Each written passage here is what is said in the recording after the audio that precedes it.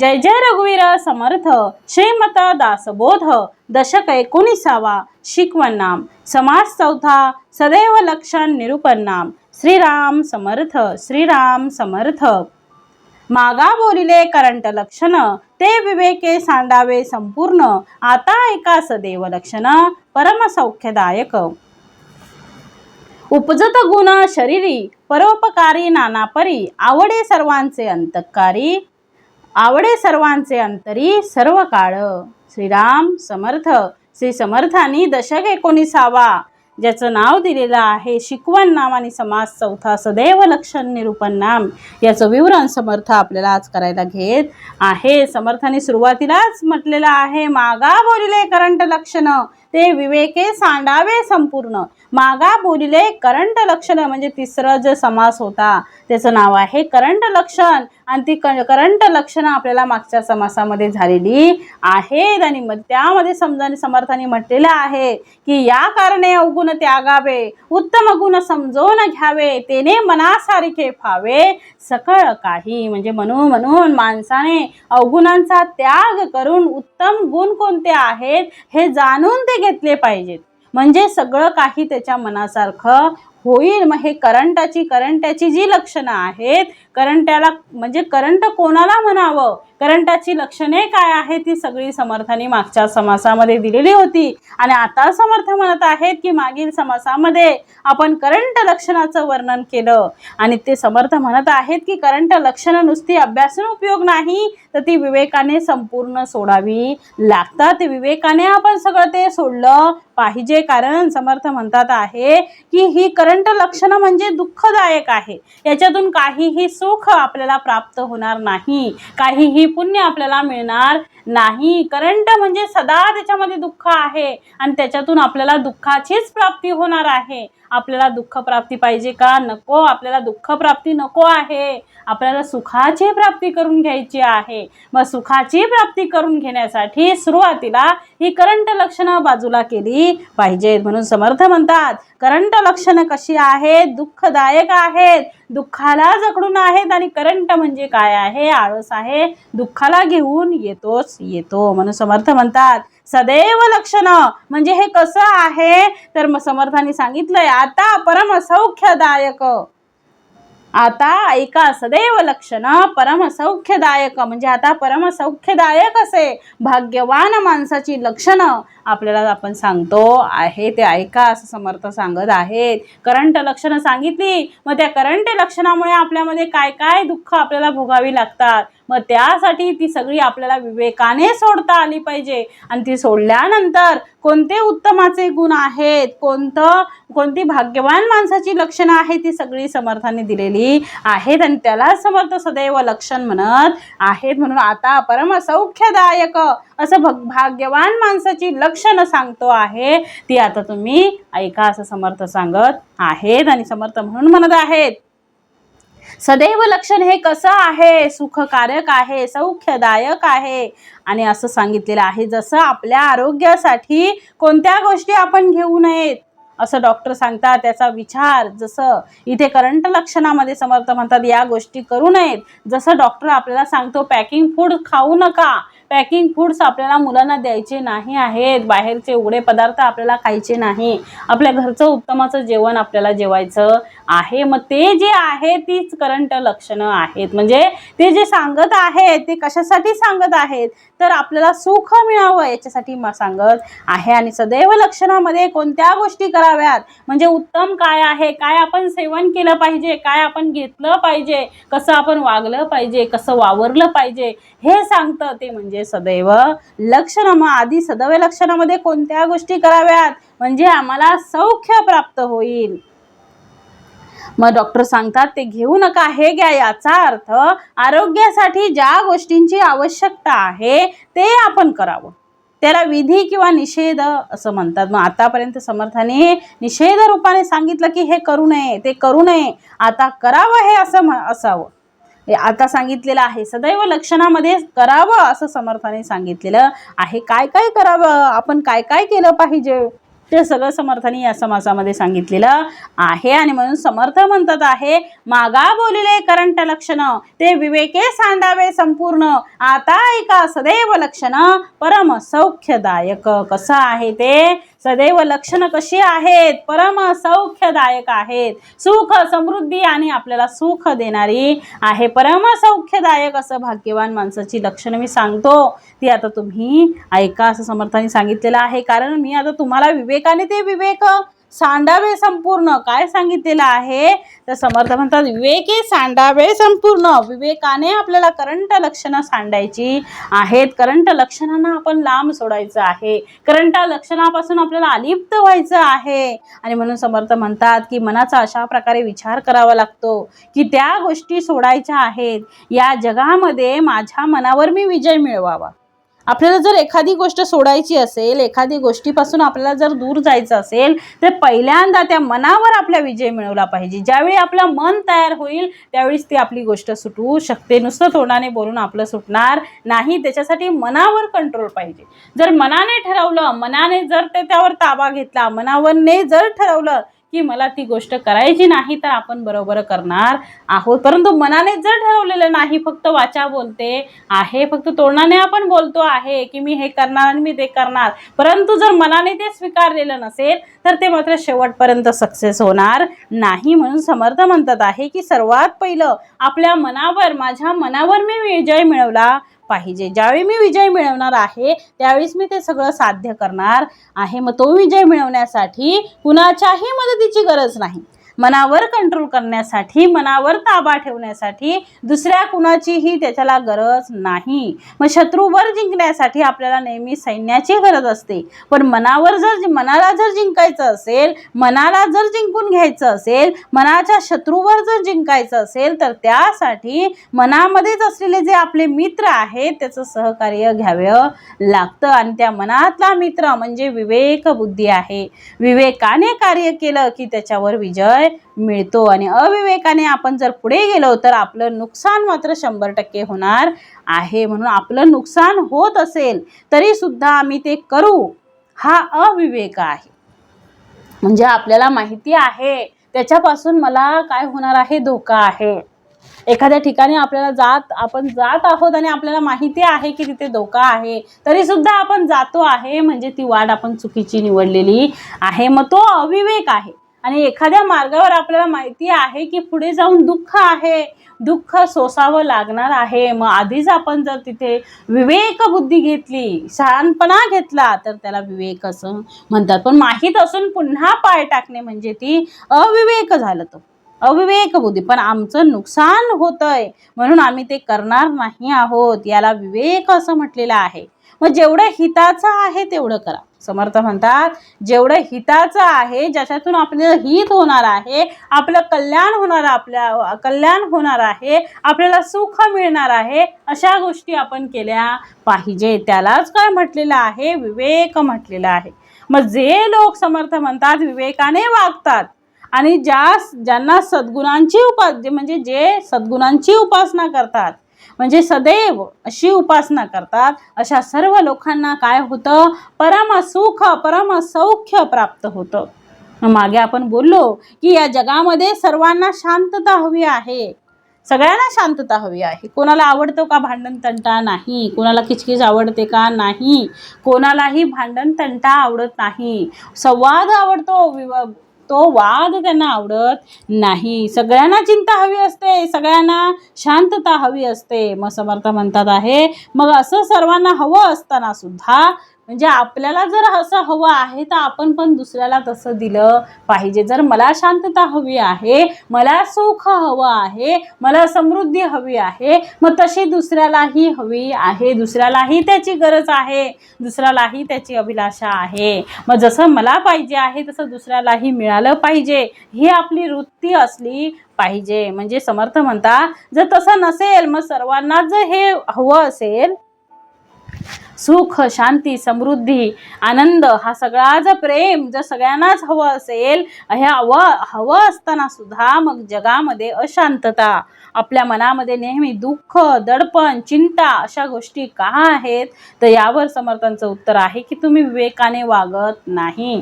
विवेकाने वागलं असतं तर अशा गोष्टी होणार नव्हत्या. मग पहिला आपण हे कसं वागलं पाहिजे? विवेकाने वागलं पाहिजे. मग विवेकाने जोपर्यंत आपण वागत नाही तोपर्यंत हे सगळं मिळणार नाही. मग जो विवेकाने वागेल त्याला कशाचीही चिंता करायची गरज नसते, त्याला दुःख येत नाही, त्याला पीडा वासना ज्या काही आहेत म्हणजे त्याला विषय जे आहेत ते घेरत नाहीत.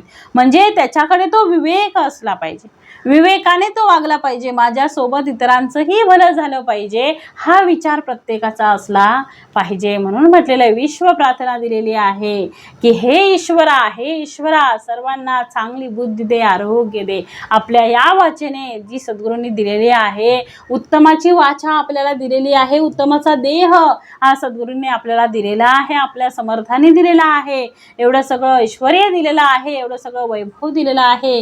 हे सद्गुरू राया तुझ्या कृपेने एवढं सगळं मला उत्तमाचं भेट मिळालेलं आहे, हे असंच टिकू दे आणि तुझी भक्ती, तुझं नामस्मरण, तुझं स्मरण कायम, तुझं नाम माझ्या मुखात मात्र राहू दे. तुझी मात्र ह्याची दान देगा देवा, तुझा विसर न व्हावा.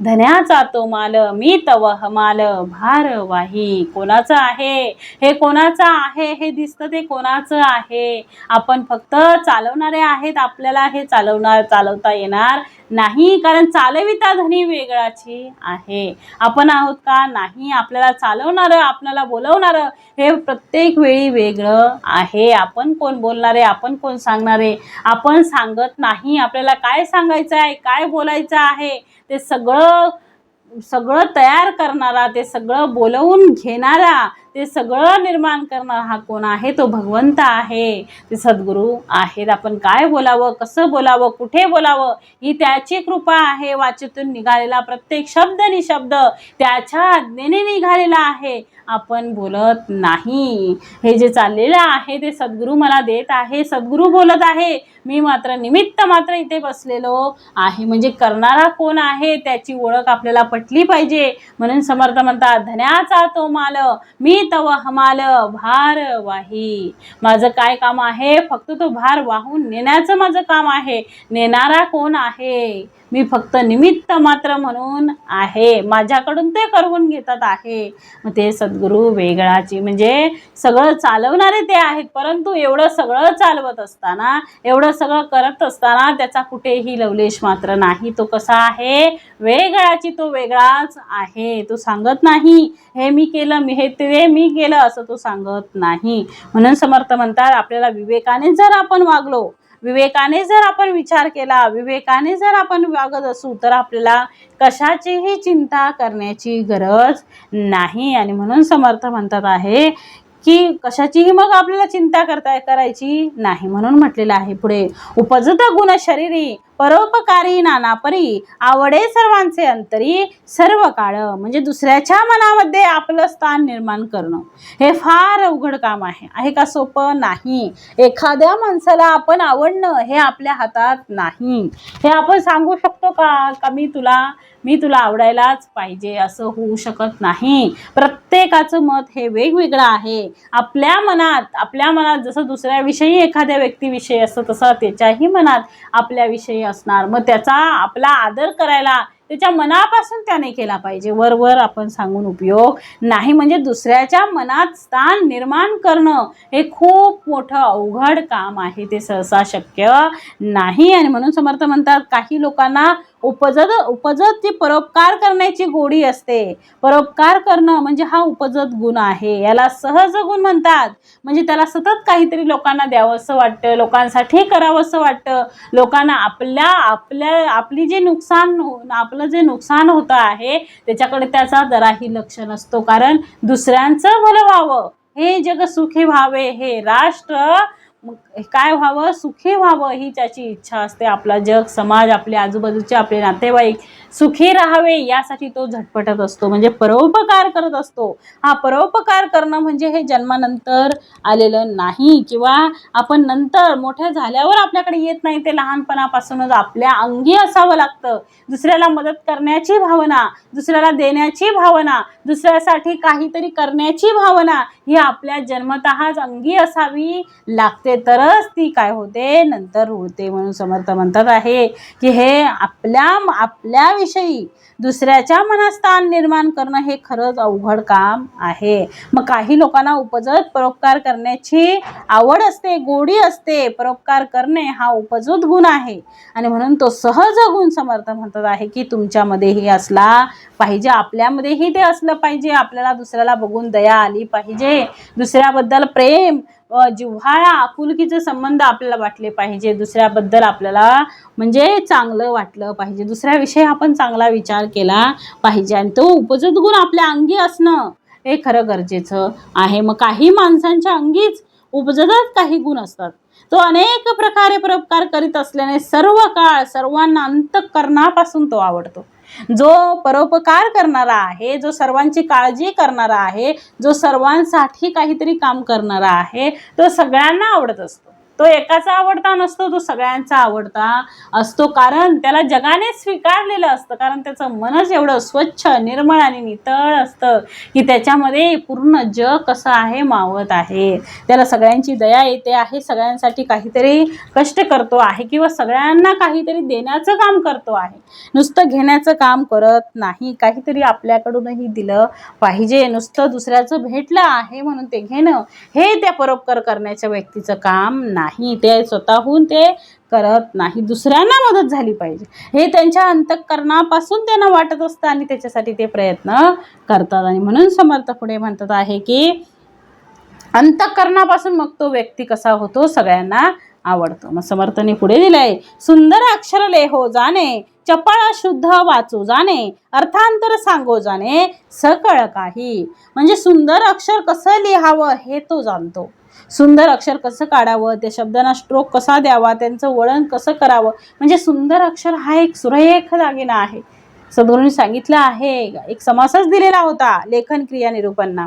मग ते का दिलेलं आहे, का आपलं लिहिण्यामधून आपण व्यक्त होत असतो. आपला स्वभाव, आपलं बोलणं, आपलं चालणं सगळं पूर्ण त्या लिखाणावरून आपल्याला दिसत असतं. म्हणजे सुंदर अक्षर लेहो जाणे, सुंदर अक्षर कसं लिहावं हे तो जाणतो. आणि समर्थ म्हणतात चपळ शुद्ध वाचू जाणे, मग भराभर आणि शुद्ध कसं वाचावं हे त्याला बरोबर कळतं. एकदा वाचल्याने वाचता येत नाही, तर त्याला अनेकदा वाचावं लागतं. म्हणून समर्थ म्हणतात वाचाल तर वाचाल. आणि म्हणून सांगितलेलं आहे की चपळ शुद्ध म्हणजे सगळ्याच गोष्टी समर्थांना कशा आहेत, आदर्श हव्या आहे. सगळ्या गोष्टींमध्ये आपला दास, माझा भक्त कसा असला पाहिजे, आदर्शच असला पाहिजे. त्याची लिखाण असेल, म्हणजे लिहिणं असेल, वाचणं असेल, बोलणं असेल, त्यांची निर्णय क्षमता असेल, या सगळ्याच गोष्टी समर्थांना कशा वाटतात, आदर्श हव्या आहेत. आणि म्हणून समर्थांनी सांगितलंय सुंदर अक्षर कसं लिहावं हे तो जाणतो, भराभर आणि शुद्ध कसं वाचावं हेही त्याला बरोबर कळतं. मग वाचलेल्या मजकुराचा सर्व अर्थ अगदी स्पष्ट करून कसा सांगावा हेही त्याला कळतं. अर्थांतर सांगो जाणे सकळ काही. म्हणजे आता मी वाचलेलं आहे, लिहिलेलं आहे आणि याचा अर्थ मला आता सांगायचा आहे, मग तेही त्याला बरोबर कळतं. आणि म्हणून समर्थ म्हणतात आहे की समर्थाने पुढे दिलेलं आहे की सुंदर अक्षर लेहो जाणे, सुंदर अक्षर लेहो जाणे. म्हणून पुढे म्हटले कोणाचे मनोगत तोडीना भल्यांची संगती सोडीना, कोणाचे मनोगत तोडीना भल्यांची संगती सोडीना, नाना जनाचे हृदय सदैव लक्षण अनुमाना आणून ठेवी. कोणाचे मनोगत तोडीना भल्यांची संगती सोडीना, सदैव लक्ष अनुमाना आणून ठेवी. म्हणजे भल्यांची संगती सोडत नाही, दुसऱ्याचं मनोगत तोडणं याचा अर्थ दुसऱ्याच्या मनाविरुद्ध वागणं. का म्हणून आपण त्याचं मनोगत तोडावं, त्याला नाही वाटत ना, सोडून द्या, त्याच्या मागे लागू नका. एखाद्या व्यक्तीला ते आवडत नसेल, जमत नसेल, करत नसेल तर त्याच्या मागे जास्त रगडण्यात काहीही अर्थ नाही. त्याला कळत नाही, त्याला समजत नाही, त्याला जमत नाही, तर ती गोष्ट सोडून आपण दुसऱ्या गोष्टीकडे वळलो पाहिजे. त्याला येत नाही म्हणून परत परत त्याच्यावर त्याचा घाला करता कामा नये. नाही येत ना, मग सोडून द्या. तुम्ही शाणे व्हा, ते नाही शाणे, आपण शाणे व्हावं. म्हणून ते कुणाचंही अंतःकरण दुखवीत नाही. चांगल्या माणसांची संगत कधी सोडत नाही, कारण त्याला माहिती आहे चांगल्या माणसांची संगत जर मी सोडली तर मला अधोगती प्राप्त होणार आहे. त्यामुळे संगत महत्त्वाची आहे. आपल्या मुलांना लहानपणापासून कोणाची संगत आहे त्याच्यावर ते डिपेंड आहे. म्हणजे आपण ज्या परिसरात वाढतो, ज्या प्रसंगांमध्ये आपण वाढतो, ज्या वातावरणामध्ये आपण वाढतो, तसे तसे आपण घडत जातो. एखाद्या वेळी कठीण प्रसंग जर बालपणी आपला वेळ कठीण गेला असेल, खूप हाल अपेष्टा काढल्या असतील, खूप गरिबी सोसन केली असेल, तर हळूहळू समर्थ म्हणतात आहे ते सगळं आपल्याला जाणवतं की आपण त्याच्यातून निघालेलो आहे. मग आपल्याला आपलं काहीतरी भवितव्य करायचं आहे, आपल्याला भविष्य आपलं स्वतः लिहायचं आहे. म्हणजे ती संगतीचा परिणाम असतो. जशी संगत असेल तसा माणूस होतो. म्हणून भल्यांची संगती सोडत नाही. दुसऱ्याचं मनोगत तोडणं म्हणजे याचाच अर्थ दुसऱ्याच्या मनाविरुद्ध वागणं. आणि म्हणून त्याने आपल्याला काय लाभ मिळणार आहे, तर शांततेने निर्णय घेतला तर कुठल्याही समस्येवर आपल्याला तोडगा मिळतो. पण लोक इतके घाईघाईने निर्णय घेतात आणि मग अडचणीमध्ये येतात. आणि म्हणून समर्थ म्हणतात आहे की कुठलीही गोष्ट शांततेने करा, इतरांच्या मनोगताचा विचार करा आणि चांगल्या गोष्टी करण्यापासून आणि चांगल्या लोकांपासून तुम्ही दूर जाऊ नका. चांगल्या लोकांची संगती खूप महत्त्वाची आहे. चांगली लोक आता मिळणं अवघड झालेलं आहे. मग संगती चांगली मिळाली पाहिजे. सदा संगती सज्जनाची धरावी. म्हणजे सदा संगती कोणाची धरली पाहिजे? साधू संतांची संगत, सज्जनांची धरली पाहिजे. जशी संगत असेल तसा त्याचा परिणाम होतो. म्हणजे त्याचं आयुष्य तसं तसं तसं तसं फिरत जातं. मग संगतीवर सगळा खेळ आहे. संगत जर चांगली असेल तर आयुष्याचं सोनं व्हायला कमी होत नाही. संगत जर चांगली असेल तर आपण समर्थ म्हणतात आहे की त्याच्यातून उत्तमाची कृती घडू शकते. म्हणून सगळ्यात महत्त्वाचं संगत महत्त्वाची आहे. संगतीचा गुण आपल्याकडे थोडा ना थोडा तरी येतो. म्हणून संगत सगळ्यात महत्त्वाची आहे. आपण कोणाची संगत धरावी हे ज्याला त्याला कळालं पाहिजे. आणि म्हणून समर्थ म्हणतात आहे की कुठल्याही गोष्टीवर कुठलाही म्हणजे शांततेने निर्णय घेतला तर कुठल्याही समस्येवर आपला तोडगा मिळतो. पण लोक इतकं घाईघाईने वागतात आणि मग काय येतात, अडचणीत येतात. आणि म्हणून इतरांच्या मनोगताचा विचार करा आणि चांगल्या गोष्टी करण्यापासून आणि चांगल्या लोकांपासून तुम्ही दूर जाऊ नका. आणि म्हणून समर्थ म्हणतात आहे सकळ जनासी व्हावा. सकळ जनासी व्हावा म्हणजे काय होतं, म्हणजे समर्थ म्हणतात आहे पहिल्यांदा की कोणाचे मनोगत तोडीना, भल्यांची संगती तोडीना, सदैव लक्षण अनुमाना आणून ठेवी. मग तो कोणाचंही अंतःकरण दुखवीत नाही. चांगल्या माणसांची संगत कधीच सोडत नाही आणि भाग्यवंतांच्या लक्षणाची त्याला चांगली कल्पना असते. आणि म्हणून पुढे म्हटलं आहे समर्थांनी की सकळ जनासी व्हावा. असा मनुष्य सगळ्या लोकांना हवा असतो. जिकडे जाल तिकडे पाहुणे असतील, नातेवाईक असतील, अजून कोणी रिलेटिव्ह असतील, आपल्या शाळेमध्ये असेल, आपल्या ऑफिसमध्ये असेल, कुठेही गेला तरी त्या व्यक्तीची इमेज कशी असते, उत्तमाची असते. म्हणजे तो व्यक्ती कसा असतो, सगळ्यांची हसत खेळत प्रेमाने आनंदाने आपुलकीने जिव्हाळ्याने राहत असतो. आणि ती व्यक्ती सगळ्यांना हवीशी वाटते. ती कधी येणार, ती कधी भेटणार, किती म्हणजे राहणार का नाही याची पण आपल्याला चिंता असते. मग ती व्यक्ती आल्यानंतर एवढा आनंद होतो की आपला गगनात मावेनासा होतो. म्हणजे त्या व्यक्तीच्या येण्याने आपण एवढे उत्सर्जित होतो, आपल्याला एवढा आनंद होतो की यायच्या अगोदर 8 दिवस आपली घालमेल जी असते तिला बघण्याची, ती राहण्याची, ती समर्थ म्हणतात आहे तिच्या वागण्यामुळे असते. आणि म्हणून समर्थ म्हणतात आहे की चांगल्या माणसांची संगत कधी सोडू नये आणि भाग्यवंतांच्या लक्षणाची त्याला मग चांगली कल्पना असते. तो सर्व लोकांना कसा वाटतो, हवासा वाटतो. जेथे तो जातो तेथील लोकांना दरवेळी तो नवाच वाटतो. म्हणजे जरी गेला जरी कायमचा जात राहिला तरी मात्र त्या लोकांना कसा वाटतो, तो आजच आलेला आहे, आजच आपली ओळख झालेली आहे आणि आजच माझ्या घरी तो आलेला आहे असं वाटतं. कशामुळे? तर त्याचं अंतःकरण कसं आहे, शुद्ध आहे, पवित्र आहे आणि तो सगळ्यांबद्दल चांगला विचार करतो आहे, सगळ्यांना मदत करतो आहे, हसत खेळत राहतो आहे. मग तो व्यक्ती जो सगळ्यांचं अंतःकरण जाणतो आहे, सगळ्यांना कसा वाटतो, हवा असा वाटतो. मग समर्थ म्हणतात, मूर्खपणामुळे केल्या जाणाऱ्या कल्पनेला त्याच्या ठिकाणी काय असतो, वावच नसतो. कारण तो ओरिजिनल असतो, तो अंतःकरणापासून तो वावरत असतो. आणि म्हणून समर्थ पुढे म्हणतात आहे की सकळ जनासी व्हावा असा मनुष्य सगळ्या लोकांना कसा वाटतो, हवा असा वाटतो.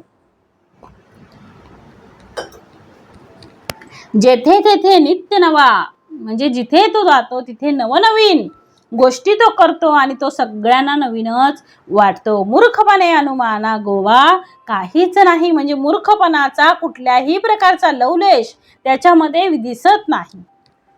मग ही सगळी सदैव लक्षणं समर्थ सांगतात, सद्गुणांची लक्षणं सांगतात. ती लक्षणं आम्ही अंगीकारावी, म्हणजे ती लक्षणं आपण अंगीकारली पाहिजेत आणि ती अंगीकारण्यासाठी एक उपासना आहे आणि ती उपासना आपली अखंड असली पाहिजे. एकच गोष्ट सतत करत राहणे ही म्हणाल तितकी सोपी गोष्ट नाही, कठीण गोष्ट आहे. कारण जुन्या काळामध्ये विद्यार्थ्यांना गुरुकुलामध्ये, म्हणजे गुरुकुलमध्ये शिक्षा पूर्ण झाल्यानंतर त्यांना जे सुशिक्षित आदर्श म्हणून बाहेर काढत होते, तेव्हा त्यांच्याकडून भिक्षात समारंभामध्ये शपथ घेत होते की ती शपथ अशी होती की सत्यम वद धर्मम चद स्वाध्यायानमा प्रमदहाम मातृदेवो भव, पितृदेवो भव, आचार्य देवो भव, राष्ट्र देवो भव.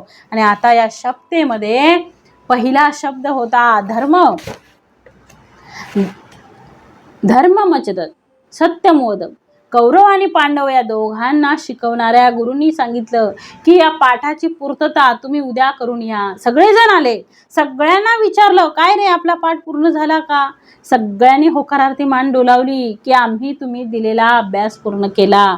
मग या सर्वांमध्ये युधिष्ठिर जो होता, धर्मराज ज्याला आम्ही म्हणतो, त्या धर्माचा हात काय होता, खाली होता. मग त्याला गुरुजीने विचारलं की रे बाबा तू अभ्यास केला नाही का? त्याने नकारार्थी मान डोलावली, मी अभ्यास केला नाही, माझा अभ्यास पूर्ण झाला नाही. गुरुजी म्हटले ठीक आहे, उद्या करून ये. मग उद्या परत ये. मग दुसऱ्या दिवशी पुन्हा वर्ग भरला. गुरुजींनी पुन्हा विचारलं, सांगितलेला अभ्यास पूर्ण झाला का? धर्माची पुन्हा नकारार्थी मान डोलावली धर्माने. बाकी सगळ्यांनी होकारार्थी मान डोलावली. असं 2-3 दिवस चाललेलं होतं. 2-3 दिवस चाललंच होतं. तो सांगत होता की माझी तयारी झाली नाही आणि गुरुजी विचारत होते की तुझी तयारी झाली का? मग 2-3 दिवस झाल्यानंतर गुरुजींनी विचारलं की तू सारखा अभ्यास झाला नाही असं म्हणतो, मग तुझा अभ्यास न होण्याचं काय कारण आहे? सारखं नाही का म्हणतो? तुला वेळ नाही मिळत का? तुझं पाठांतर होत नाही का? त्यावर धर्मराजे युधिष्ठिर उभे राहिले आणि त्यांनी सांगितलं की सत्यम वद या वाक्याच्या पुढे मला जाताच येत नाही. तोच माझा पाठ पूर्ण झालेला नाही. धर्मम चद, हा त्याचा पुढचा विषय आहे. पण पहिलं सत्यम वदसाठी मला सत्य बोलावं लागेल, तेव्हाच तो पाठ माझा पूर्ण होईल. आणि तो पाठ पूर्ण होत असताना कित्येकदा जरी हास्य विनोदामध्ये माझ्याकडून खोटं बोललं जात असेल, चुकीचं बोललं जात असेल, त्यामुळे तो पूर्ण होत नाही. मग जीवन असंच आहे. तो पाठ पूर्ण करणे म्हणजे संबंध आयुष्यभर सत्याचं आचरण करणे. आणि म्हणून समर्थ म्हणतात आहे, समर्थांनी सांगितलेलं आहे की म्हणून उत्तम गुण जर आम्हाला अभ्यासायचे असतील तर एक दिवस अभ्यास करून चालणार नाही. ती गोष्ट आमची कशी राहिली पाहिजे? अखंडच राहिली पाहिजे. अखंडतेला अत्यंत महत्त्व आहे. आणि म्हणून समर्थ म्हणतात आहे, नाना उत्तम गुण सत्पात्र तेची मनुष्य जगमित्र, प्रगट किती कीर्ती स्वतंत्र पराधीन नाही. मग कोणकोणत्या गोष्टी असतात, नाना प्रकारचे उत्तम गुण आहेत, ते आम्ही अंगीकारले पाहिजेत. उत्तम गुण म्हणजे कोणते गुण? ज्या गुणांमुळे माझा तर लाभ होतोच आहे, पण माझ्याबरोबर इतरांचा सुद्धा लाभ होतोच आहे. मग माझ्यामध्ये ते गुण आहेत, माझ्याकडचा एखादा गुण चांगला वाटेल, एखाद्याला आवडेल, तर तो गुण त्या दुसऱ्या व्यक्तीने घेतला पाहिजे. तो आपला आदर्श आहे.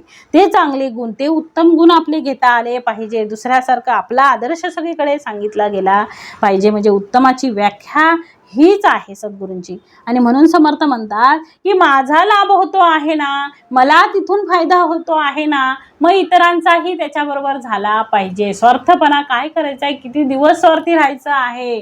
किती दिवस माझं माझं आणि यमाचं खाजं करायचं आहे? किती दिवस आम्ही सगळं घेऊन राहणार आहोत?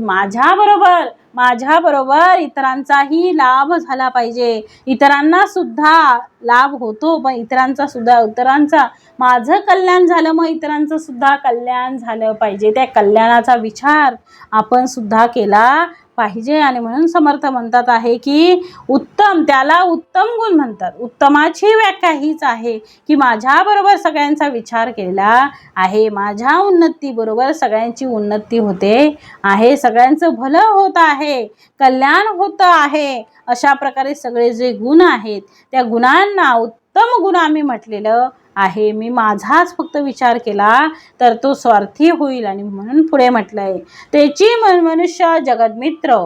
म्हणून समर्थ म्हणतात आहे की त्याची मनुष्य जगतमित्र, मग तो सर्वांना हवाहवासा वाटतो आहे. जेथे जेथे तो जातो तेथील लोकांना दरवेळी तो कसा वाटतो आहे की आजच हा आपल्याकडे आलेला आहे आणि आजच मी ह्याला पाहिलेला आहे, परंतु परंपरेचा जुना आहे तो, त्याला कधीपासून आपण पाहतो आहे, पण प्रत्येक क्षणी त्याला बघितल्यावर वाटलं पाहिजे की हा नवा आहे आणि याला मी दरवेळी नवीनच म्हणून भेटते आहे. मूर्खपणामुळे केल्या जाणाऱ्या कल्पनेला त्याच्या ठिकाणी वाव नसतो. म्हणजे ज्याच्या ठिकाणी अनेक उत्तम गुण असतात तोच सत्पात्र म्हणून जगतमित्र होऊ शकतो. त्याच्या उत्तम गुणांच्या प्रगटीकरणामुळे आपोआपच त्याला कीर्ती मिळते. ती स्वतंत्रपणे सर्वत्र पसरते आणि तिला दुसऱ्या कशाचा आधार घ्यावा लागत नाही. आणि म्हणून समर्थ म्हणतात आहे की माझ्याबरोबर इतरांचंही कल्याण झालं पाहिजे, इतरांचंही झालं पाहिजे, हा मात्र भाव आपला असला पाहिजे. मीही कोणाला तरी आधार वाटलं पाहिजे. जसं हे सद्गुरू राया, जसं मला माझ्या सद्गुरूंनी माझ्या समर्थाने एवढा मोठा आधार दिलेला आहे, माझ्यासाठी एवढी खटपट चाललेली आहे, मग मलाही कोणाला तरी आधार द्यायचा आहे. माझ्या सद्गुरूंनी प्रत्येक वेळी मला आधार दिलेला आहे, प्रत्येक संकटातून मला उत्तमाचं बाहेर काढलेलं आहे, प्रत्येक वेळी मला आपलं दर्शन दिलेलं आहे. मग हे सगळं होत असताना जसं मला माझ्या सद्गुरूंनी तारलेलं आहे, तसं मीही इतरांचा आधार झाला पाहिजे आणि माझ्यामुळेही कोणालाही लाभ, सुख आणि जे प्रेम जिव्हाळा हे मिळालं पाहिजे, ही भावना आपली असली पाहिजे. मग सगळ्यांचा विचार उत्तम गुण म्हणतात. कल्याणाचा विचार होतो त्याला उत्तम गुण म्हणतात. उत्तमाची व्याख्या हीच आहे की माझ्याबरोबर सगळ्यांचा विचार केलेला आहे, माझ्या उन्नतीबरोबर सगळ्यांची उन्नती होते आहे, सगळ्यांचं भलं होत आहे, कल्याण होत आहे.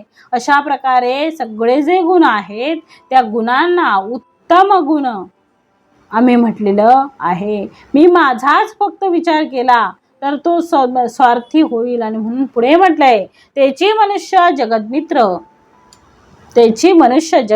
असे मनुष्य सगळ्यांच्या कल्याणाचा विचार करतात, ते सत्पात्री आहेत, ते स्वतः सत्पात्र करतात.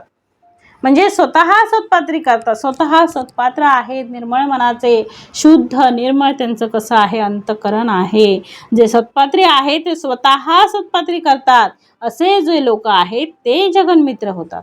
आणि म्हणून म्हटलंय त्याची मनुष्य जगन्मित्र, प्रगट कीर्ती स्वतंत्र, पराधीन नाही, राखे सकळांमध्ये अंतर, उदंड करी पाठांतर, नेमस्तपणाचा विसर पडणार नाही. जे लोक इतरांचं अंतःकरण जाणतात, ज्या लोकांना इतरांचं कल्याण करायचं आहे, इतरांचा विचार करतात, त्यांचंही कल्याण होतं. त्यांना आयुष्यात कधीच काहीच कमी पडत नाही, म्हणून ते धन्य होतात. म्हणून राखावी बहुतांची अंतरे, भाग्य येती तदनंतरे. मग या वचनाचा ते आयुष्यभर विचार करतात, त्याचं पालन करतात. इतरांना चांगलं बोललं तर चांगलं वाटतं, इतरांचं अंतःकरण राखल्याने त्यांना आनंद मिळतो आणि याच्यासाठी तो मनुष्य सदैव प्रयत्न करतो. तो मनुष्य सदैव आहे, तो दैवी गुणच आहे. दैवी आणि असुरी अशी जी संपत्ती आहे त्यातील ही सगळी दैवी संपत्ती आहे. आणि जे देवतांमध्ये गुण आहे ती दैवी संपत्ती आहे, आणि जे असुरांमध्ये गुण आहेत ती असुरी संपत्ती आहे. म्हणून असुरी संपत्ती ही ना स्वतःचं कल्याण करतं ना जगाचं कल्याण करतं, मात्र दैवी संपत्ती जी आहे ती आपल्याबरोबर इतरांचंही कल्याण करतं.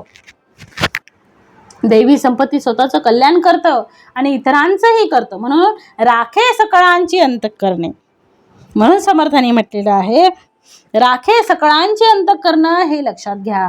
न बोले मना राघवेवी न काही, जनी वावुगे बोलता सुख नाही.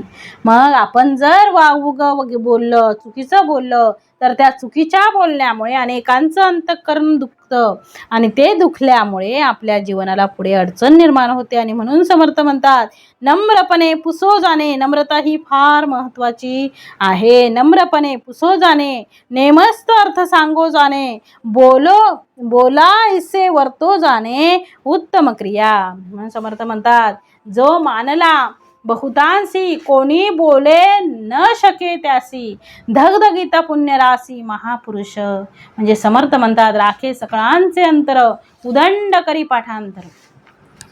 उदंड पाठांतर करतो. काय म्हटलंय? उदंड पाठांतर करतो आणि नेमस्तपणाचा विसर पडणार नाही, कधीच विसर पडत नाही त्याला. नम्रपणे पुसो जाणे, नेमस्त अर्थ सांगो जाणे.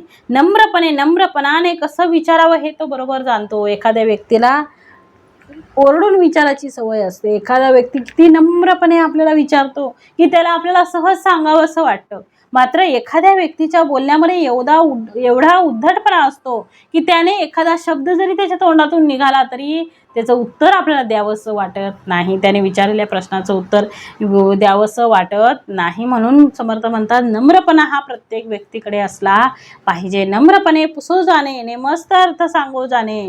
म्हणजे ग्रंथांचा अर्थ सांगण्याचे कौशल्य त्याच्याजवळ असतं. बोला इसे वर्ते जाणे, उत्तम क्रिया. जसं बोलतो त्याप्रमाणेच उत्तम आचरण कसं करावं हेही तो जाणतो. म्हणजे बोले तैसा चाले त्याची वंदावी पाऊले. बोले तैसा चाले त्याचे म्हणजे बोले तैसा चालत नाही, बोलतो पण चालत नाही, मग त्याचे पाहू नये मुख. म्हणजे समर्थ म्हणतात, प्रत्येकाला समर्थांनी सांगितले, सगळ्यांच्या कल्याणाचा विचार करणारा असा जो परोपकारी मनुष्य असतो त्यामुळे तो सगळ्यांना हवा असा वाटतो. लोक सगळे त्याच्यावर प्रेम करतात, लोक त्यांना आपलंसं करतात, तो सज्जनांना प्रिय असतो. आणि म्हणून समर्थ म्हणतात, असा मनुष्य आहे तो परोपकार करीतची गेला पाहिजे तो ज्याला त्याला. म्हणजे तो परोपकार करतच गेला. आणि म्हणून कोणाला विचारलं ज्याला त्याला काय पाहिजे असतो तोच हवा असतो, कारण त्याचे गुणच एवढे उत्तमाचे आहे की प्रत्येकाला तो हवा असतो. आणि म्हणून समर्थाने पुढे म्हटलं, प्रत्येकाला आपल्या घरात काम करणारा मनुष्य असेल तर तो सगळ्यांना प्रिय असतो. जो काम टाळणारा मनुष्य असतो त्याला कोणीच नकोसं वाटतं, म्हणजे त्याला कोण नको वाटतं, त्याला दूर करतात. आणि कामामध्ये तरबेज असलेल्या, कामामध्ये उत्सुक असलेल्या, कामामध्ये अग्रेसर असलेला जो कोणी आहे त्याला लोक बोलतात. मग घरीदारी सगळ्या जगामध्ये अशीच गोष्ट आहे. आणि म्हणून समर्थ म्हणतात, बहुत जन वास पाहे.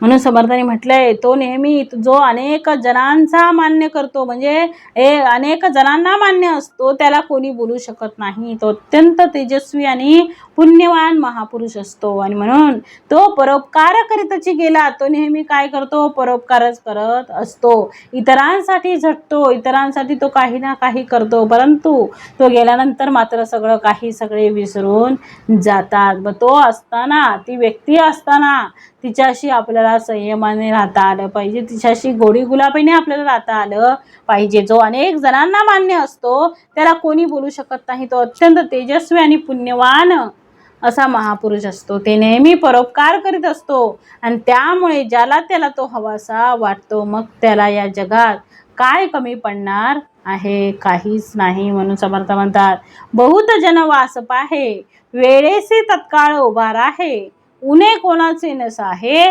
तया पुरुषासी. म्हणजे अनेक लोक त्यांची वाट पाहत असतात, कुणाच्याही अडचणीच्या वेळी तो मदतीला जाणार म्हणजे कुणाच्याही मदतीला तो तयार असतो. कुणालाही कसलीही अडचण असू दे, कुणाच्याही मदतीसाठी तो तत्पर असतो. त्याला कधीही आवाज द्या, त्याला कधीही बोलवा, तरी तो तयार असतो दुसऱ्याला मदत करण्यासाठी. मग त्या पुरुषाला कुणाचेही उणे मात्र सहन होत नाही. म्हणून म्हटलंय, बहुत जन वास पाहे, वेळेसे तत्काळ उभा राहे, उणे कोणाचे नस आहे, तया पुरुषासी. 14 विद्या 64 कळा, जाणे संगीत गायन कळा, आत्मविद्येचा जिव्हाळा उदंड जाणे. 14 विद्या 64 कळा म्हणजे त्याच्याजवळ कशा आहेत? 14 विद्या आहेत आणि 64 कला आहे. त्याच्याजवळ एवढं सगळं भरून पुरून उरलेलं आहे. 64 कला यांचं त्याला ज्ञान असतं. त्यांना सांगितलेली उत्तम जाण, संगीताची उत्तम जाण असते. आणि गायन कला हे त्यांचं काय असतं? प्रेम असतं. मग ते त्याच्यासाठी गायन कला हे त्याचं आवडतं असतं. मग त्याच्यापाशी आत्मविद्येचा उदंड जिव्हाळा असतो. आणि म्हणून म्हटलंय, 14 विद्या 64 कळा, जाणे संगीत गायन कळा, आत्मविद्येचा जिव्हाळा सकळ काही. सकळांशी नम्र बोलणे, मनोगत राखून चालणे, अखंड कोणी एकाच सकळांशी नम्र बोलणे, मनोगत राखून चालणे, अखंड कोणी एकाचे उणे पडोची निधी. तो सर्वांशी कथा कसा असतो? नम्रतेने बोलतो, नम्रतेने वागतो, सगळ्यांशी प्रेमाने वागतो. सगळ्यांशी संबंध त्याचे कसे असतात? उत्तमाचे असतात. तो सगळ्यांना समजून घेतो, कोणालाही अरेरावी करत नाही. प्रत्येकाची बाजू तो उत्तमरित्या कशी काय करतो? समजून घेतो. आणि म्हणून समर्थ म्हणतात आहे की तो सगळ्यांचा कसा असतो? प्रिय असतो. तो सर्वांशी नम्रतेने बोलतो. मग त्याचं मनोगत जाणून त्यांना सुख होईल अशा प्रकारे तो वागतो. म्हणजे दुसऱ्याचं मनोगत बघून, मनोगत जाणून त्याला सुख मिळेल, त्याला उत्तमाचा आनंद होईल असं तो वागत असतो. मग सदैव कुणाचंही उन तो पडू देत नाही. म्हणून पुढे म्हटलंय, न्याय नीती भजन मर्यादा, काळ सार्थक करी सदा, दरिद्रपणाची आपदा तेथे कैसी. म्हणजे समर्थ म्हणतात आहे, प्रत्येकाला आपल्या घरात काम करणारा मनुष्य असेल तर करणारा आवडतो, न करणारा काही आवडत नाही. म्हणून समर्थ म्हणतात आहे की बहुत जन वास पाहे. वास म्हणजे ज्यांची जवळीक, त्यांचं सानिध्य. अनेक लोक त्याला आपल्या सानिध्यात ठेवण्याची इच्छा करतात. जसं समर्थ म्हणतात आहे, सोनं सगळ्यांना हवं आहे. प्रत्येकाला वाटतं की आपल्याकडे तो संग्रह जास्त असला पाहिजे, कारण ते कधीही कामी पडतं. संकट प्रसंगी ते कामी पडेल म्हणून लोक त्याचा संग्रह करतात. नुसता दागिना म्हणून तो संग्रह नाही, तर संकटकाळी आपल्याला त्याची मदत होईल याच्यासाठी ते सगळं जमा केलेलं असतं. आणि म्हणून म्हटलेलं आहे की याच्यासाठी नाही तर ती संपत्ती म्हणून आम्ही वापरतो. पैसा आम्ही आमच्याजवळ का ठेवतो? कारण आपल्याला कठीण प्रसंगी पटकन ती आपल्याला उपयोगी पडतो. जे सत्पात्री लोक आहेत, जे सज्जन लोक आहेत, जे सगळ्यांवर प्रेम करणारे आहेत, जे सगळ्यांना मदत करणारे लोक आहेत, ते कधीही कामी पडतात. म्हणून त्यांना दुखावणार नाही याची काळजी घ्या. म्हणजे ते दुखवणार नाहीत याची काळजी आपण घेतली पाहिजे. त्याला दुःख होणार नाही याची काळजी आपण घेतली पाहिजे. त्याला जपून ठेवतात. म्हणून समर्थ म्हणतात, असे जे चांगले लोक आहेत ते वेळेस तत्काळ उभा आहे. म्हणजे वेळेस म्हणजे आपला कठीण काळ ज्यावेळी येतो, कठीण वेळ ज्यावेळी येतो, अडचणी येते, असा प्रसंग येतो की त्याच्यातून आपण बाहेर पडू शकत नाही. मग अशा वेळी ती व्यक्ती आपल्या गरजेला येते. कठीण प्रसंग जर आला तर अर्ध्या रात्रीत तो उभा राहतो. त्याला रात्री 2 वाजता जरी फोन केला तरी सुद्धा तो धावून येईल. असा विचार करणार नाही की मी आता रात्र झाली आहे, बेरात्र झाली, जायचं की नाही. म्हणून इथे असा जो सगळ्यांसाठी धावून जाणारा मनुष्य जो आहे तो सगळ्यांना हवासा वाटतो. आणि म्हणून पुढे म्हटलंय, उणे कोणाचे नस आहे. कोणामध्ये काही कमतरता असेल तर तो भरपाई करतो. समारंभ असतो, त्या समारंभामध्ये लोकांना कामं वाटून दिलेली असतात. 4 कामं तुम्ही बघा, 4 कामं तुम्ही करा, आणि प्रत्येकासाठी 5-5 माणसं वाटून दिलेली आहेत. पण या सगळ्यांना वाटून देणारा जो माणूस आहे तो मात्र कुठलंच काम आपल्या हाताशी घेत नाही, परंतु तो असा माणूस आपल्या हाताशी घेत नाही, परंतु तो असा माणूस आहे की तो 4 माणसांमध्ये कुठेही कमी पडलं तर तो धावून त्याला मदत करतो, कारण चारही कामं त्याचीच असतात आणि म्हणून तो सगळ्यांना मदत करतो. आणि म्हणून समर्थ म्हणतात तो मनुष्य सगळ्यांना हवासा वाटतो.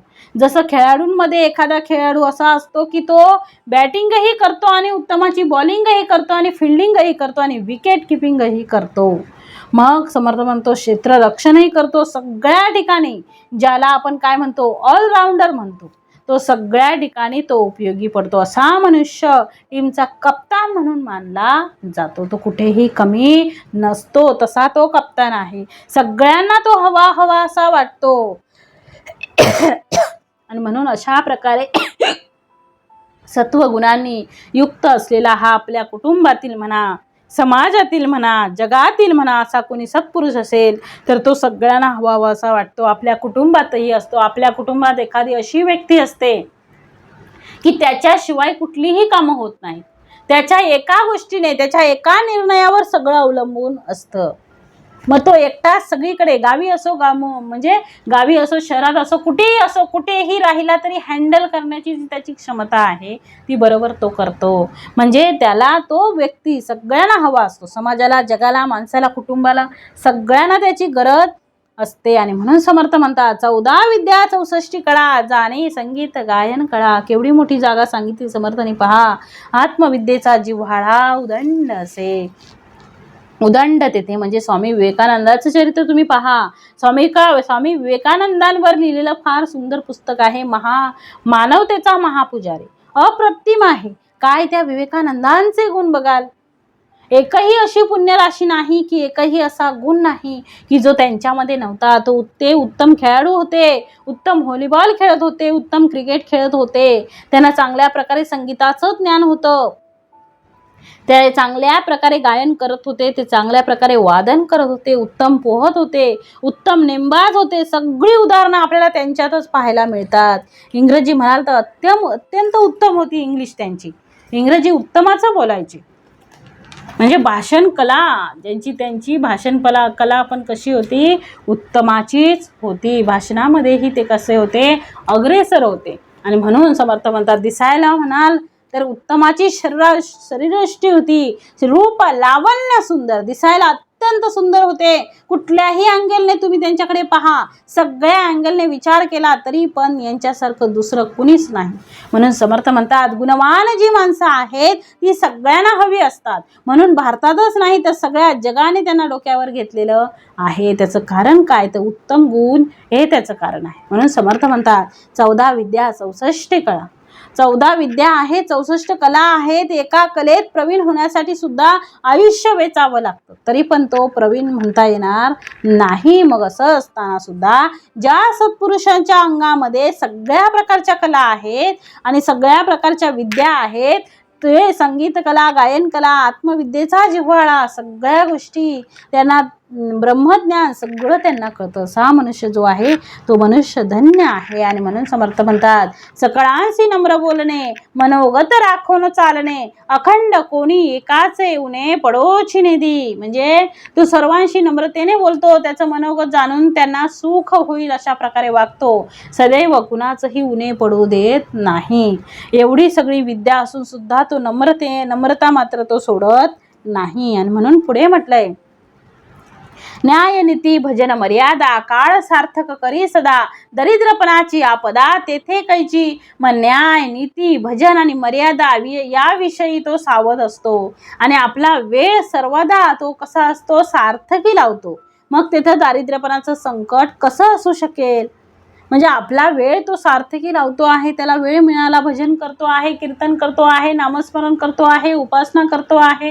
ज्या भगवंतानी हे आपलं आयुष्य दिलेलं आहे, ज्या भगवंतानी हे आयुष्य आपल्याला प्रदान केलेलं आहे, त्या आयुष्यामध्ये कसं जगावं हे ज्याला त्याला कळालं पाहिजे, ज्याने त्याने ते ओळखलं पाहिजे. सगळ्यांशी सलोखाचे संबंध ठेवणे, सगळ्यांशी उत्तमाचं वागणं, आपल्या आतून आपली परा स्वच्छ असणे, तोंडावर गोड बोलून मागून बोलणं नसणं. म्हणजे समर्थ म्हणतात आहे की जे आहे ते स्पष्ट बोलायला शिका, जे आहे ते स्पष्ट बोललं पाहिजे, जे आहे ते लगेच बोलून टाका आणि तिथेच मोकळे व्हा. मागून त्याच्यामध्ये अडकू नका, कारण मागून बोलण्या एवढं पाप कुठेही भेटणार नाही, कारण त्या पापाची फळं आपल्यालाच भोगावी लागणार आहेत. म्हणून समर्थ म्हणतात आहे, ज्या ईश्वराने, ज्या सद्गुरूंनी, ज्या समर्थाने, ज्या सद्गुरू रायाने मला हे एवढं उत्तमाचं आयुष्य दिलेलं आहे, एवढे उत्तमाचं आयुष्य माझं घालवलेलं आहे, एवढं उत्तमाचं माझं आयुष्य, सुखाचं, समृद्धीचं, ऐश्वर्याचं आयुष्य मला बहाल केलेलं आहे. सगळ्या बाजूनी सद्गुरूंनी मला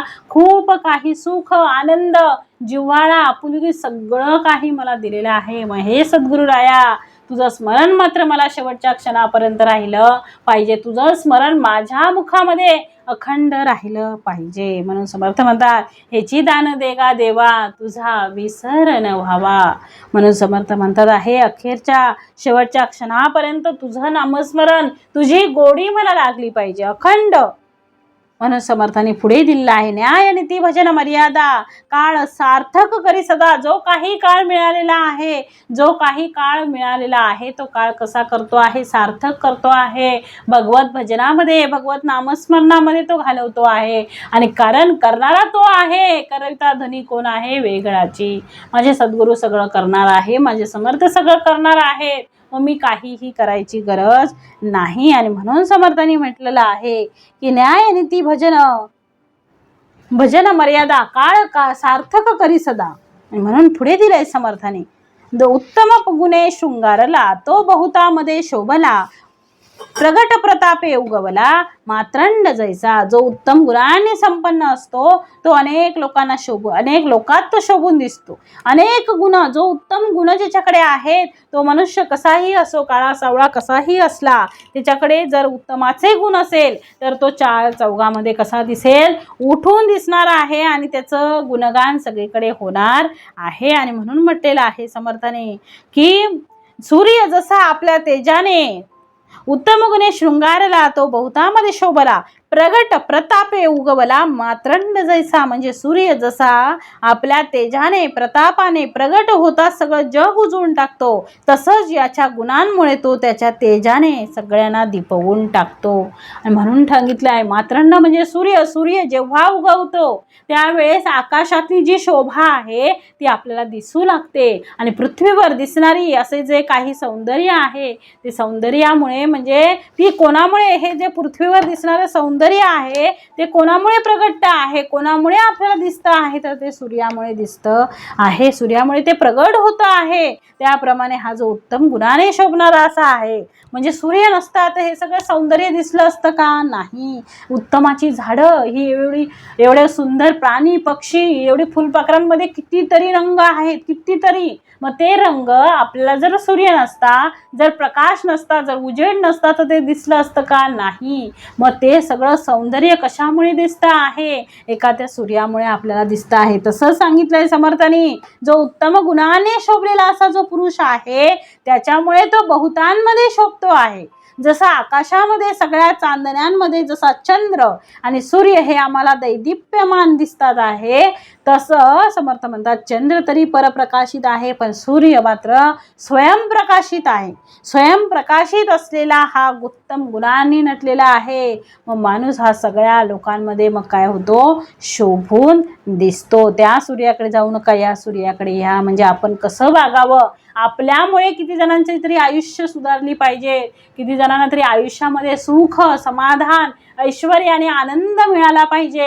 आपल्यामुळे कुठल्या तरी जीवाला, कुठल्या तरी जीवाच्या चेहऱ्यावर आपल्यामुळे हास्य आलं पाहिजे, असं कार्य आपण केलं पाहिजे. आपल्यामुळे कोणाला तरी आनंद झाला पाहिजे, आपल्यामुळे कोणतरी झळकलं पाहिजे, हे मात्र आपण, ह्याच्यासाठी मात्र आपण प्रयत्न केले पाहिजेत. म्हणून समर्थ पुढे म्हणतात, आणि प्रगट प्रतापे उगवला, मात्रंड जैसा. अत्यंत प्रभावी आपल्या गुणांनी तो नटतो आणि समाजामध्ये आपलं मोठं स्थान प्राप्त करतो. आणि म्हणून चांगल्या गुणांची उपासना करावी असं समर्थ ते वारंवार सांगतात आहे. म्हणून समर्थांनी या समासामध्ये उत्तम पुरुषाचीच जणू लक्षणं सांगितलेली आहेत.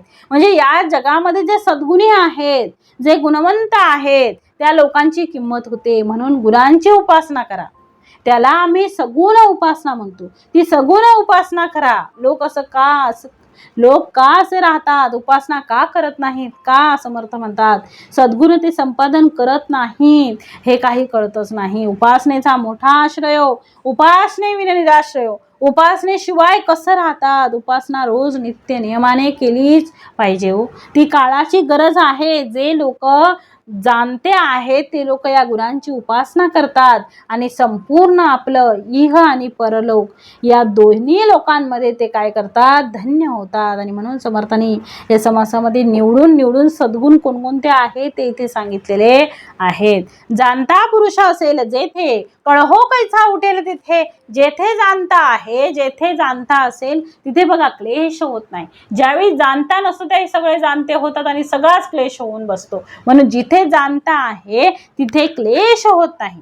गुणांनी जाणता उत्तम गुणाविषयी रीते ते प्राणी प्रगटे. म्हणजे जिथे जेथे जो जाणता पुरुष असतो तो तेथे कलह उत्पन्न होत नाही. ज्याच्याजवळ उत्तम गुण नसतात ती लोक कशी असतात, भाग्यहीन राहतात आणि त्यांच्याजवळ काय होतात, असे हे कलह उत्पन्न होतात. आणि म्हणून समर्थाने पुढे म्हटलंय, कळहो कैचा उठेल तेथे उत्तम गुणाविषयी रीते ते प्राणी करंटे. प्रपंची जाणे राजकारण, परमार्थी साकल्य विवरण. सर्वांमध्ये उत्तम गुण त्याचा भोगता. प्रपंचात तो मुत्सदीपणाने वागतो, परमार्थात तो कसा वागतो, समर्थ म्हणतात साकल्याने वागतो, अध्यात्माचं विवरण करतो, हे सगळं तो जाणतो. तो लोकांच्या उत्तम गुणांची कदर करतो. जे लोक उत्तम आहेत त्यांच्यासमोर कळहो म्हणजे भांडण होतच नाही. त्यांच्याकडनं भांडण मिटवले जातात, भांडण लावली जात नाहीत. उलट सत्पुरुष जिथे असतात तिथे सगळे लोक निशंक होतात, मन सगळ्यांची निर्मळ होतात आणि आपण सगळे एक आहोत या भावातून ते वागतात. आणि म्हणून समर्थ म्हणतात, जाणता पुरुष असेल जेथे, कळहो कैसा उठेल तेथे. कळहो म्हणजे भांडण. मूर्ख लोक निद्रेमध्ये भांडणामध्ये आपला वेळ खर्च करतात. विद्वान माणसांचा वेळ काव्य आणि शास्त्रांच्या पठणात जातो, परंतु मूर्खांचा वेळ मात्र निद्रेत, भांडणात आणि कलह करण्यात जातो. म्हणून समर्थ म्हणतात आहे की आम्ही उत्तम पुरुष आहे हे सिद्ध करून दाखवा. ते उत्तम म्हणजे ते सिद्ध करणे, याचा अर्थ तुमच्या समोर कोणत्या समस्या आल्या असतील, कुठे वादतंटे आले असतील तर ते तंटे मिटवण्याचं काम सुद्धा तुमच्या विवेक बुद्धीने तुम्ही केलं पाहिजे. म्हणून समर्थ म्हणतात आहे, जाणता पुरुष असेल जेथे, कळहो कैसा उठेल तेथे उत्तम गुणाविषयी रीते ते प्राणी करंटे. आणि म्हणून समर्थ म्हणतात आहे, समर्थांनी पुढे सांगितलेलं आहे, मागे एक पुढे एक ऐसा कदापि नाही दंडक, सर्व त्रासी अलौकिक तया पुरुषाची. श्री समर्थांनी एका बाजूला प्रपंच आणि दुसऱ्या बाजूला परमार्थ असं दोन भाग दिलेले आहेत. जो प्रपंच आमचा आहे त्या प्रपंचामध्ये त्याला सगळ्या गोष्टी कळतात आहे. त्याला राजकारण शब्द समर्थांनी वापरलेला आहे. राजकारण हा शब्द शुद्ध अर्थाने आहे. जे सगळ्यांच्या हिताचा आहे ते सरळ राजकारण आहे, जे माझ्या हिताचा आहे ते स्वार्थ आहे. म्हणून समर्थ म्हणतात, प्रपंची जाणे राजकारण ज्याला कळत नाही तो सगळ्यांचं कल्याण करूच शकत नाही. आणि परमार्थामध्ये साकल्य विवरण त्याला कळलं पाहिजे. म्हणून समर्थ म्हणतात, सर्वांमध्ये उत्तम गुण त्याचा भोगता, सगळ्यांमध्ये उत्तम गुण आहेत आणि त्याचा भोगता. अशा प्रकारे हा सदैव पुरुष असतो. मागे एक पुढे एक ऐसा कदापि नाही दंडक. म्हणजे काही लोक बोलतात परंतु मागे मात्र त्याच्याच हाड्या करतात, त्याच्याबद्दल निंदा करतात. मग समर्थ इथं म्हणतात आहेत की तो उत्तम पुरुष असतो, तो सर्वांशी सारखा वागतो. इथे अशा प्रकारची लबाडी तो कधीच करत नाही. आणि म्हणून पुढे म्हटलंय समर्थाने, म्हणजे खऱ्या मित्राचं ते लक्षण आहे आणि खऱ्या सत्पुरुषाचं ते लक्षण आहे की कुणामध्ये जर समर्थ म्हणतात उत्तम गुण असतील तर तो सगळ्यांमध्ये प्रगट करतो. आणि जर त्याच्यामध्ये जर एखादा दुर्गुण असेल तर त्याला एकट्यात बसवून त्याला त्याच्या दुर्गुणाची कल्पना देऊन तो दुर्गुण दूर होण्यासाठी तो आग्रही असतो. म्हणून समर्थांनी इथे म्हटले आहे, अंतरासी लागेल धक्का ऐसी वर्तणूक करू नका, जेथे तिथे विवेक प्रगट करी. जेथे तेथे विवेका प्रगट करी. लोकांचं अंतःकरण दुखेल असं वर्तणूक करू नका. प्रत्येक ठिकाणी तो विचाराने विवेकाने वागला पाहिजे. आणि म्हणून समर्थांनी म्हटलं आहे की समर्थ म्हणतात अशा प्रकारची त्याची वागणूक असते की कोणाच्या अंतराला धक्का लागेल असं तो वागतच नाही. समर्थांनी धक्का हा शब्द वापरलेला आहे. तो समर्थ म्हणतात अंतर म्हणजे मन, मग असं असताना तुम्हाला जर दुःख दिलं असेल तर तुम्ही काहीतरी वाईट केलं असेल, इतरांबद्दल कदाचित काही वाईट कल्पना केली असेल, इतरांच्या मनाला काहीतरी समर्थ म्हणतात क्षती पोचली असेल, म्हणून समर्थ म्हणतात आहे अंतरासी लागेल डका ऐसाही वर्तन करू नका, जेथे तेथे विवेका प्रगट करी. जिथे जमेल तिथे विवेकाचा वापर करून कार्य करणं राहणं. रात्रंदिवस माणसाने विवेक करावा आणि त्यामुळे आमच्यामध्ये विठ्ठल घरी येईल. अर्थात तो घरी येईल म्हणजे तुमच्या अंतःकरणामध्ये तो आत्माराम आहेच, तो विठ्ठल तुमच्या अंतरामध्ये आहे, तो मात्र फक्त प्रगट होईल. मग त्याच्यासाठी आम्ही काय करावं तर समर्थ म्हणतात कर्मविधी, उपासना विधी, ज्ञानविधी, वैराग्य विधी, विशाळ ज्ञातृत्वाची बुद्धी.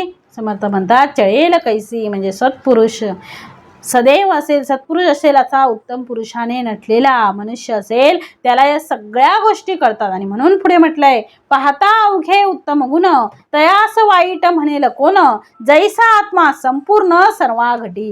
म्हणजे सगळ्यांना चांगलं हवं की नाही, मग उत्तम गुण जिथे जिथे प्रगट होतात तिथे तिथे लोक त्याची प्रशंसा करतात, त्याचं कौतुक करतात, त्याची किंमत करतात, त्याला डोक्यावर घेतात. म्हणून समर्थ म्हणतात एवढं असूनही अवघे उत्तम गुण, तयास वाईट म्हणेल कोण, त्याला वाईट तरी म्हणणार आहे तरी कोण, कारण एवढे चांगले उत्तमाचे गुण त्याच्याकडे आहेत. आणि म्हणून म्हटलंय पाहता अवघे उत्तम गुण, तयास वाईट म्हणेल कोण.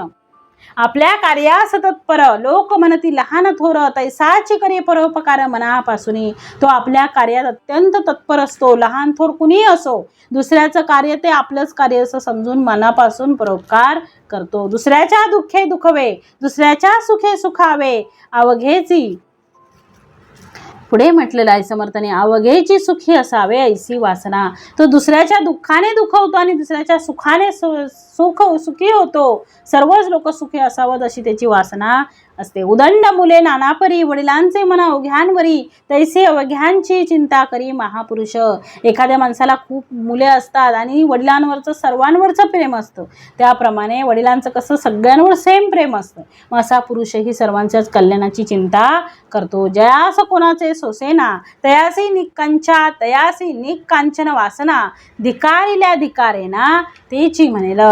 मिथ्या शरीर निंदले तरी याचे कार्य गेले, ज्ञात्यासी आणि जितिले देह बुद्धीने. हे अवघे अवलक्षण, ज्ञाता तेही विलक्षण, काहीतरी उत्तम गुण जनी दाखवावे. म्हणजे ज्याला कुणाचंही अकल्याण सोसवत नाही, जो कुणाचंही वाईट झालेलं सोसवत नाही आणि ज्याला चुकूनही पैशाची वासना होत नाही, अशा महापुरुषाचा धिक्कार केला तरी कोणीच करत नाही. म्हणून एखाद्याने निंदा केली तरी मिथ्या असलेल्या शरीराची असते, मग त्यात आपले काय गेले अशी त्याची भावना असते. ज्ञाता आहे आणि त्याच देहबुद्धीने जिंकले असे कधी होईल का. म्हणून देहबुद्धीने जिंकलं जाणं हे अवलक्षण आहे. पण ज्ञाता हा देहधारी असूनही स्वार्थरहित आणि आत्मनिष्ठ असा विलक्षण असतो. मग माणसाने काही ना काही उत्तम गुण लोकांना दाखवावेत. म्हणून म्हटलंय उत्तम गुणास मनुष्य वेदे, वाईट गुणासी प्राणी खेदे, तीक्ष्ण बुद्धी लोक साधे. काय जाणती उत्तम गुणांनी मनुष्य आकर्षित होतात, वाईट गुणांनी लोकांना खेद होतो. ज्ञात्याची बुद्धी अत्यंत तीक्ष्ण असते, मग सर्वसामान्य लोक ती जाणू शकत नाहीत. आणि म्हणून पुढे म्हटलंय की लोकी अत्यंत क्षमा करी. पुढे समर्थाने दिलेलं आहे लोकी अत्यंत क्षमा करीती, आली या लोकांचे प्रचिती, मग ते लोक पाठी राखती नाना प्रकारी. बहुतांशी वाटे मी थोर, सर्वसामान्य पाहिजे विचार, धीर उदार गंभीर महापुरुष. म्हणजे लोकांनी अपराध केले तरी त्यात तो लोकांना अत्यंत क्षमा करतो. त्यांच्या क्षमाशीलतेचा अनुभव लोकांना आला की ते त्याची नाना प्रकारे पाठ राखतात. अनेक लोकांना असं वाटतं की आपण पुढे दिले जितुके काही उत्तम गुण ते समर्थांचे लक्षण, अवगुण ते करंट लक्षण सहजची झाले. म्हणजे जे अवगुण आहेत ते सगळे करंट लक्षण आहेत आणि जेवढी उत्तम गुण आहेत हे सद्गुरूंचे लक्षण आहेत, माझ्या सद्मर्थांचे लक्षण आहे, आपले गुण नाहीत. उत्तम गुण जेवढे आहेत ते सद्गुरूंचे गुण आहेत. मालेक लोकांना असं वाटतं की आपण थोर आहोत, पण सर्व लोकांनी तो थोर आहे हे मान्य व्हावयास हवं. जे महापुरुष असतात ते नेहमी धीर उदार आणि गंभीर असतात. म्हणून जितके काही उत्तम गुण जेवढे काही उत्तम गुण आहेत ते समर्थांचे लक्षण, ते समर्थांची ती लक्षणं आहेत. अवगुण ते करंट लक्षणं, अवगुण जे आहे ते सगळी करंट लक्षणं आहे. म्हणून मग अवगुण हे सहजच करंटपणाचे लक्षण ठरतं, सहजची झाले. इति श्रीदास बोधे गुरुशिष्य संवादे सदैव लक्षण निरूपणाम समास चौथा. जय जय रघुवीर समर्थ.